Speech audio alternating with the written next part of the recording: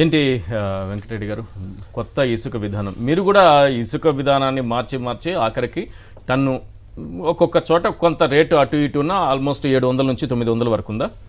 లేదు సార్, మీ గవర్నమెంట్లో 300 నుంచి కూడా ఉంది. 300 నుంచి కూడా ఉంది. 300 నుంచి 700, 800, కొన్ని చోట్ల 900 ఆ డిమాండ్ని బట్టి కూడా ఒక్కొక్కసారి ఏమన్నా మారిందేమో.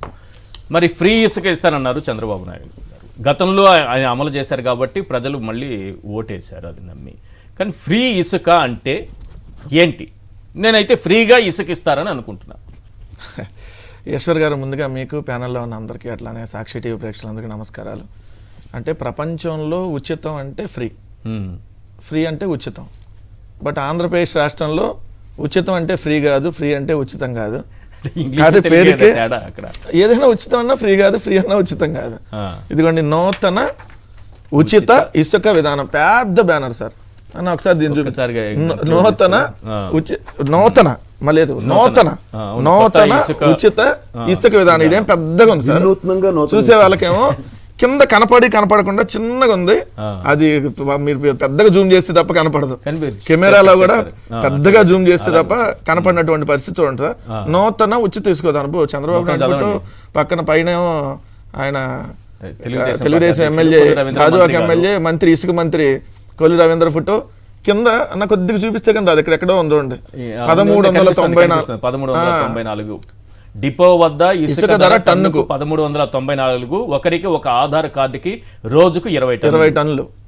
పైన పెద్దగా నూతన ఉచిత ఇసుక విధానం. ఇదేమో నూతన ఉచిత ఇసుక విధానం పెద్ద బ్యానర్ కనపడుద్ది. పాప వీళ్ళు బండ్లు వేసుకొని, మీరు అన్నట్టుగా ట్రాక్టర్లు వేసుకొని అక్కడికి వెళ్ళంగానే అమ్మో దూరం నుంచి నూతన ఉచిత ఇసుక విధానం అని మనం పరిగెత్తి వెళ్ళాలి అక్కడికి, తొందరగా మళ్ళీ అందిద్దో లేదా అని. ఆడ కిందకి వెళ్ళంగానే అది చూడంగానే 1394 రూపాయలు ఉచిత. ఏంటి మళ్ళీ 1394? అందుకనే కదా సార్, ఆంధ్రప్రదేశ్ లో ఉచిత అంటే ఫ్రీ కాదని చెప్తుంది. అదే కదా ప్రపంచం మొత్తంలో ఉచితం అంటే ఏంటి? ఫ్రీ అంటే ఏం డబ్బులు పే చేయకుండా ఊరకనే తీసుకొచ్చేదాన్ని మనం ఉచితం అంటారు. మనకి ఏమి రూపాయి కూడా డబ్బులు పే చేయకుండా మనకు అందేదాన్ని మనం ఉచితంగా తీసుకుంటున్నాం అంటాం. లేదంటే ఏదైనా ఒకటి కొంటే ఒకటి ఫ్రీగా వస్తాయి కొన్ని. సో ఇదిగో ఈ పలానా వస్తువు కొంటే పలానా దాన్ని మనం ఉచితంగా పొందితే, అదంటే ఏమి డబ్బులు లేకుండా దాన్ని పొందితే మనం ఉచితం అంటాం. ముందు పెడతారు 1+1 ఫ్రీ అనో, లేకపోతే ఒక 4 శారీస్ ఫ్రీ అని పెట్టి కింద ఒక డాట్ పెట్టుంటారు. మనం అది చూడండి, కండిషన్స్ అప్లైని పెట్టి మీరు 10,000 రూపాయలకి పర్చేజ్ చేస్తే ఒక షర్ట్ ఫ్రీ. అంటే 1394 రూపాయలు ఇసుక టన్నుకు ధర. ఇది మన గౌరవ ముఖ్యమంత్రి చంద్రబాబు నాయుడు గారు తీసుకొచ్చినటువంటి నూతన అంటే ముఖ్యమంత్రి గారికి తెలిసే జరుగుతుంది. ఇది విధానమేనా? పాలసీ విధానమే 1300 పాలసీ పెద్ద పెద్ద బ్యానర్లు కట్టి ఎందుకు చేస్తారు? నూతన ఉచిత ఇసుక విధానం అంటే టన్నుకి ఎంత రేట్ అనమాట. అంటే నేను అనుకునేది లోకల్ గా ఉన్నటువంటి కొంతమంది దోచుకోవడానికి ఏమైనా చేశారా, లేకపోతే ప్రభుత్వ విధానమే? ప్రభుత్వ విధానం ఒకటే కాదు సార్, చాలా చోట్ల బ్యానర్. ఇది ఇంకోటి, ఇక్కడైతే ఇది కనపడకుండా 1225. ఇది అగనంపూడి సార్. ఇది అగనంపూడి అంటే మనం ఇప్పుడు విజయవాడ నుంచి వైజాగ్ వెళ్ళే హైవేలో అగనంపూడి టోల్ గేట్ అని ఒకటి వస్తుంది. సో వైజాగ్ ఎంటర్ అయ్యాకంటే ముందు, గాజువాక కంటే ముందు వస్తుంది అనమాట. అక్కడ దానికి సంబంధించిన అక్కడ విశాఖపట్నంలో అగనంపూడి ఇసుక డిపో. ఇది ఇంకోటి ఉంది సార్. ఇక్కడ ఇది సామాన్యుడికి అందుబాటులో ఇసుక నూతన ఉచిత ఇసుక విధానం, నర్సీపట్నం ఇసుక డిపో. నర్సీపట్నం అంటే తెలుసు కదా సార్, అక్కడ 5 కోట్ల రూపాయల ఇసుక. నేను చెప్పాను కదా, ఈ నర్సీపట్నంకి ఇప్పుడు స్పీకర్ గారు ప్రాతినిధ్యం వహిస్తే మాత్రమే. ఇప్పుడు మీరు చూపించిన దగ్గరే, గబ్బడ దగ్గరే 5 కోట్ల రూపాయల ఇసుక మాయం చేశారు. సో ఇక్కడ అంతా ఉచితం. ఇక్కడ ఉచితం అంటే టన్నుకు 1220 సార్. ఇక్కడ ఉచితం అంటేనేమో టన్నుకు 1394 రూపాయలు. ఇది చంద్రబాబు నాయుడు గారి ప్రభుత్వంలో. మేమే ఉచితం. ఒక నిమిషం, మేము ఉచితం అని చెప్పలేదు సార్. ఇదిగోండి, జగన్మోహన్ రెడ్డి గారు ఉన్నప్పుడు ఆల్రెడీ పత్రికా ప్రకటన ఇచ్చి మరి ఒకసారి చూపించండి.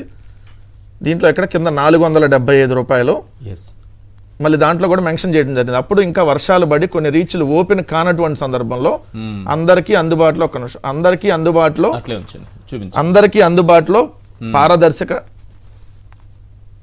అందరికీ అందుబాటులో ఇసుక పారదర్శక విధానంలో ప్రభుత్వం నిర్దేశించిన ధరకే నాణ్యమైన ఇసుక. దాంట్లో కింద మీకు మెన్షన్ చేశాను సార్. నెంబర్ 4, రీచ్ల సంఖ్య పెరిగే కొద్దీ రేట్లు మరింతగా కూడా తగ్గుతాయి. ప్రస్తుతం వర్షాల కారణంగా కొన్ని రీచ్లు ఇంకా ఓపెన్ కాలేదు కాబట్టి 475 రూపాయలు ధర నిర్ణయిస్తా ఉన్నాం. మీ జిల్లాల్లో నియోజకవర్గాల వారీగా ఏం రేట్లు ఉంటాయి, కొన్ని చోట్ల తగ్గొచ్చు, లేదంటే కొన్ని చోట్ల పెరగచ్చు. అంటే డిస్టెన్స్ని బట్టి 500 అవ్వచ్చు, 300 కూడా దొరకవచ్చు. కాదు సార్, 1000 రూపాయలు ఎక్కువ ఇస్తే ఎక్కువ ఇచ్చి కొంటే నేను టన్నుకి అది ఉచితం సార్, ఉచితం అన్నప్పుడు కొనాలి. 1000 రూపాయలు అదనంగా చెల్లించి తీసుకుంటే అది ఉచితం. అదే కదా సార్, అదే విజన్. 475కి ఇస్తే ఏమనాలి దాన్ని? అదే చంద్రబాబు నాయుడు విజన్. ఇదేమో ప్రభుత్వానికి ఆదాయం వచ్చేటట్టుగా 475 రూపాయలకు నిర్ణయించుకోండి సార్. టన్ను ధర కేవలం 475 రూపాయలు. ఇసుక రీచ్ల వద్దకు వచ్చి టన్నుకు 475 చెల్లించి మీకు ఎంత కావాలంటే అంత ఇసుక మీ వాహనాల్లో తీసుకుపోవచ్చు. రీచ్ల సంఖ్య పెరిగే కొద్దీ రేట్లు కూడా మరింతగా తగ్గుతాయి, తర్వాత కొన్ని తగ్గినాయి కూడా. సో ఇది 475 రూపాయలు పారదర్శకంగా ప్రభుత్వానికి ఆదాయం వచ్చే విధంగా ఏదైతే జగన్మోహన్ రెడ్డి గారి ప్రభుత్వంలో ఉచితంగా ఇచ్చింది కాదు సార్, మళ్ళీ మీరు ఉచితం అంటారు. ఇది 475 రూపాయలు తీసుకొని ఇచ్చింది. ఇదేమో ప్రభుత్వం అమ్మింది. ప్రభుత్వానికి ఆదాయం సంవత్సరానికి 750 కోట్ల నుంచి 800-900 కోట్లు కూడా ఆదాయం వచ్చినటువంటి పరిస్థితి. ఇక్కడేమో నూతన ఉచిత ఇసుక విధానం చూడండి సార్. ఇక్కడేమో టన్నుకు 1300. రెండు పక్కన పెట్టండి నాకు అర్థం కావట్లేదు. నూతన ఉచిత ఇసుక విధానం ఏంటి? టన్నుకి 465 మేము అమ్మామని మీరు చెప్పుకున్నారు, అక్కడేం ఉచితంగా ఇస్తామని 1394. ఇవన్నీ పాయింట్లు అన్నమాట. ఇక్కడ అగనంపూడి ఒకటి, ఇందాక నర్సీపట్నం తెరిచి వేరియేషన్స్. ఓకే అక్కడ అవి కూడా ఉన్నాయా? అగనంపూడి ఏదో పెట్టారు కదా, అంటే అది జిల్లాలకు, ఏ జిల్లాలకు ఆ జిల్లాల నియోజకవర్గాల వారీగా పత్రికా ప్రకటనలతో ఎంతెంత రోజుకు ఎంత ఇసుక మీకు అందుబాటులో ఉంటుంది, ఎంత రేటుకు ఉంటుంది, అక్కడ టోల్ ఫ్రీ నెంబర్ ఏంటి, ఇంత పారదర్శకంగా అందిస్తేనేమో మేము దోపిడీ చేసాం అన్నారు సార్. ఏది ప్రభుత్వానికి ఆదాయం వస్తే దోపిడీ చేసాం అన్నారు. ఏడా ఉచిత ఇసుక అని చెప్పి మరి ఈ విధంగా దోచేసేసే కార్యక్రమం చేస్తే 1300, మరి ఇప్పుడు ఇది ఎవరి జేబులోకి వెళ్తుంది? అమ్మో, ప్రభుత్వానికి ఆదాయం రాకపోయినా నేను ఉచితంగా ఇస్తున్నాను నిన్న ప్రగల్భాలు పలికినటువంటి చంద్రబాబు నాయుడు గారు, మరి ఈ డబ్బులు ఎవరి జేబుల్లోకి వెళ్తున్నాయి? మేము ఇచ్చినప్పుడు విత్ రసీదులు సార్ చూడండి. జేపీ వెంచర్స్కి సంబంధించి మేము ఇచ్చాం. ఆ జేపీ వెంచర్స్కి సంబంధించిన దాంట్లో ఒకసారి చూపించండి సార్. ఇసుక కొన్నప్పుడు రిసిప్ట్ దాంట్లో మీకు చూడండి సార్. ఇక్కడ 10 టన్నులు 10 MT 10 మెట్రిక్ టన్నులు ఇసుక, amount paid 4750. Chodavaram AP 16 TH 2763 475 రూపాయలు. చూడండి సార్, ఇది రిసిప్ట్. జయప్రకాష్ జేపీ వెంచర్స్ సంబంధించి కనపడుతుందండి. 10 MT 4750. కింద mobile number, driver number, vehicle number అన్నీ ఉంటాయి. ఇంత పారదర్శకంగా, ఇంత ట్రాన్స్పరెంట్గా, ఇంత ప్రభుత్వానికి ఆదాయం వచ్చే విధంగా, ఇంత రిసిప్ట్స్తో ఈ విధంగా మేము చేస్తేనేమో దోపిడీ జరిగిందని చెప్పి మా మీద దుష్ప్రచారం చేసినటువంటి ఈ కూటమి నాయకులు ఇప్పుడు ఏం సమాధానం చెప్తారని అడుగుతా ఉన్నా. ఈ ఉచితం అని చెప్పి 1300 ఏంటి, 1200 ఏంటి టన్నుకి? ఇష్టం వచ్చినట్టుగా మీరు రేట్లు పెట్టి ఎవరి జేబుల్లోకి వెళ్తున్నాయి డబ్బులు? రాష్ట్రానికి రూపాయి ఆదాయం రావట్లేదని మీరే చెప్తున్నారు. మరి ఈ డబ్బులు ఎవరి జేబుల్లోకి వెళ్తున్నాయి? Point number 1.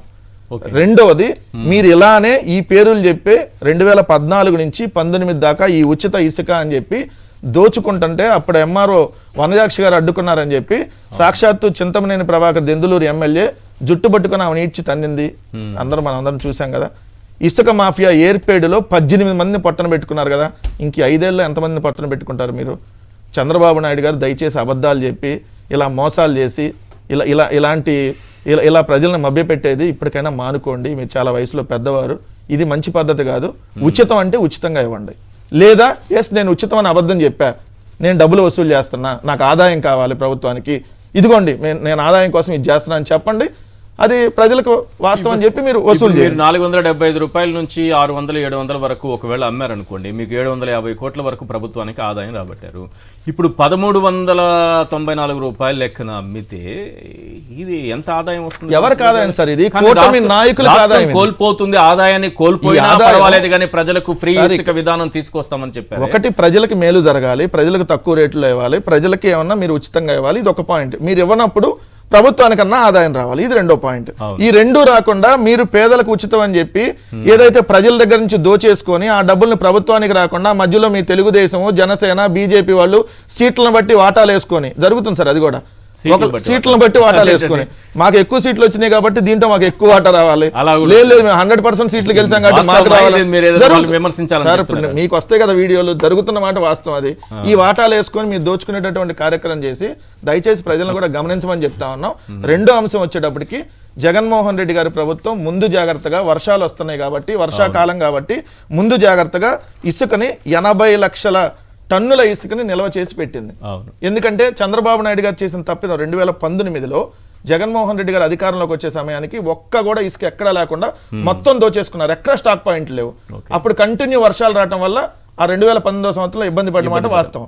దాన్ని కూడా జగన్మోహన్ రెడ్డి గారి మీదకి నెట్టారు. ఆ రోజు భవన కార్మికులు ఇబ్బంది పడుతున్నారు, ఇసుక దొరకట్లేదని. జనసేన అతి పెద్ద భారీ ర్యాలీ తీసింది కదా అప్పుడు. సార్ ఎప్పుడైనా ఒక ప్రభుత్వం కాదు సార్, మీ ఇసుక పాలసీని అందుకని ఇప్పుడు గౌరవ పవన్ కళ్యాణ్ గారు కూడా ఇప్పుడు ఏం సమాధానం చెప్తారు, భవన కార్మికుల కోసం మరి ఇంత రేట్లతో భవన కార్మికులకి ఇంత రేట్లతో ఇసుక ఏదైతే బిల్డర్స్ కట్టుకోవడానికి బిల్డర్ కూడా ముందుకు రారు, రేట్లు పెరిగిపోతాయి, ముందుకు రానటువంటి పరిస్థితి ఉంటుంది కదా. మరి మీరు ఆ రోజు చంద్రబాబు నాయుడు గారు చేసినటువంటి తప్పిదం వల్ల ఇసుక దొరకకపోతే జగన్మోహన్ రెడ్డి గారు ముందు జాగ్రత్తగా ఎవ్రీ ఇయర్ వర్షాలు వస్తాయి, ఎటు జూన్ జూలై ఆగస్టు ఈ వర్షాకాలం సీజన్ కాబట్టి 80 లక్షల మెట్రిక్ టన్నులు నిల్వ చేసి పెడితే సార్ ఈ కూటమి నాయకులు ఇసుకని మింగేశారు సార్.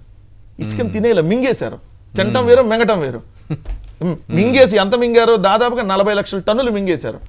ఒక్కొక్కరు ఒక్కొక్క నాయకులు దాంట్లో వాటాలు వేసుకొని మరి మీకు రాత్రి చూస్తే ఇక్కడ స్టార్ట్ పాయింట్ కనపడింది, తెల్లారు చూస్తే ఇక్కడ మాయమైపోయింది. చూసిన జనాలకు అర్థం కావట్లా. అరే ఇసుక ఇక్కడ ఉన్న స్టాక్ పాయింట్ మింగేశారు. రాత్రి లారీలు పెట్టి ట్రాక్టర్లు పెట్టి తోలేసుకొని ఎక్కడికక్కడిగా ఎవరికి కావాల్సిన దగ్గర వాళ్ళకి తెలుగుదేశం నాయకులు అమ్మేసుకోవటం, ఎవరికి కావాల్సిన దగ్గర వాళ్ళు తీసేళ్ళిపోవడం. సగం పోయింది అంటున్నారు 80 లక్షల. మరి 40 లక్షల టన్నులకు బాధ్యులు ఎవరు? ఎందుకంటే మీరు అధికారంలోకి వచ్చిన తర్వాత ఈ మింగేసినటువంటి 40 లక్షల టన్నులు.